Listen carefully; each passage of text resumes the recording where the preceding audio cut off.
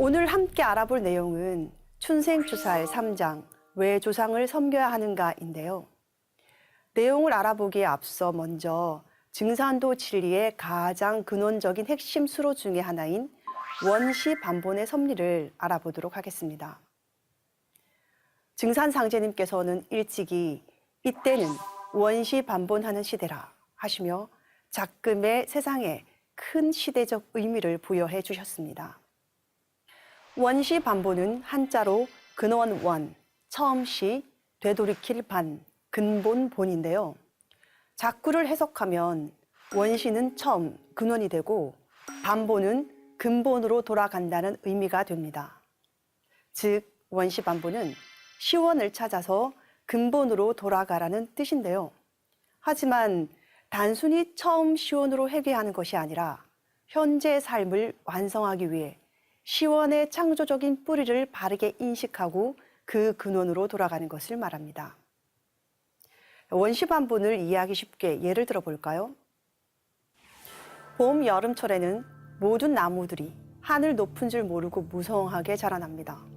그런데 가을이 되면 이파리는 다 떨어지고 그 이파리에 공급되던 진액은 전부 뿌리로 돌아가게 되죠.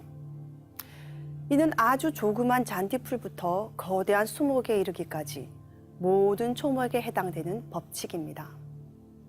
생명의 진액이 봄, 여름, 가지 끝으로 향하다 다시 자신의 뿌리로 돌아오는 것, 이것이 원시반본입니다.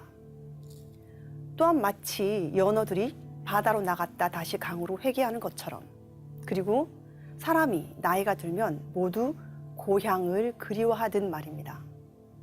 즉, 제 뿌리, 제 고향, 자신의 근원 자리로 다시 돌아오는 것도 원시반본임을 알 수 있습니다.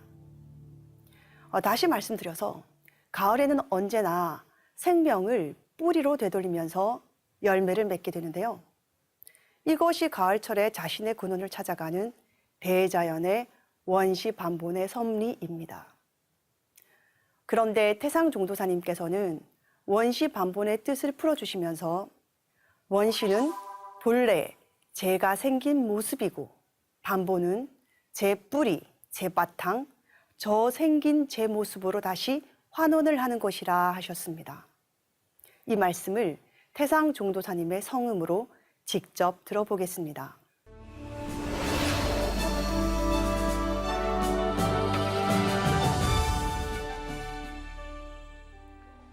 원시반본이라 하는 것은 제 모습을 찾는 거야. 봄에 씨를 하나 던지면은 그게 생겨나가지고 봄에 여름철에 커가지고서 그 진액을 뽑아 모아가지고 전부 제 모습을 가을철에 와서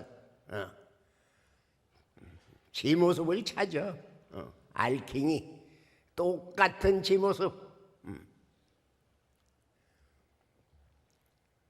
그게 겨울을 거쳐서 그 다음에 새봄에 다시 또 제 모습, 지가 생겨나는 게요. 그 원시반본이요. 원시는 본래의 제 모습으로 반본을 한다. 제 모습으로 환원을 한다. 원시반본에 관한 태상종도사님 말씀을 들어봤는데요. 말씀을 풀어서 전해드리면 봄에 씨앗을 뿌리면 여름 내내 커서 가을에 가면 열매를 맺습니다. 이때 알갱이를 여문다는 것은 본래 자기 생긴 모습대로의 씨앗 종자를 전하는 것이 됩니다. 콩 심은 데 다시 콩이 나고 팥 심은 데 다시 팥이 나는 것과 같은 이치이죠. 원시반본이란 자기와 똑같은 모습을 대대손손 전하는 의미가 있음을 알 수 있습니다. 여름철의 콩나물을 예로 들어볼까요? 여기에 있는 콩나물은 두말할 것도 없이 봄철에 심은 콩씨가 싹을 틔어 무성하게 자란 것입니다. 그런데 지금 여기에 콩이 보이나요? 보이지 않습니다. 가을이 되어 콩이 다시 열리기 위해선 과거 봄철에 자신의 씨앗콩이 심어졌을 때 그 모습을 찾아서 복원해낼 수밖에 없습니다. 즉, 가을철에 열매 맺은 콩은 자신의 뿌리가 되었던 봄철의 콩 모양과 똑같아지는 것이죠. 이때 이 콩은 원시반본의 섭리를 그대로 성취했다고 할 수 있습니다. 그렇습니다. 이 원시반본의 법칙은 전혀 새로운 것이 아니고 지금 이 우주, 이 세계 안에서 일어나고 있는 대자연의 법칙이고 인간의 생리적이고 순리적인 법도입니다. 너무도 당연한 일들이지요. 그래서 안경전 종도사님은 원시반본을 일컬어 상제님 진리의 눈이라고 하셨는데요. 눈이 없으면 아무것도 볼 수가 없듯이 이 원시반본의 섭리가 행해지지 않고는 상제님 진리를 체득하기 어렵다는 말씀도 될 것입니다. 상제님 무국대도 진리의 대전제가 되는 원시반본. 종도사님께서는 그 원시반본의 세 가지 실천 이념을 말씀해 주셨는데요.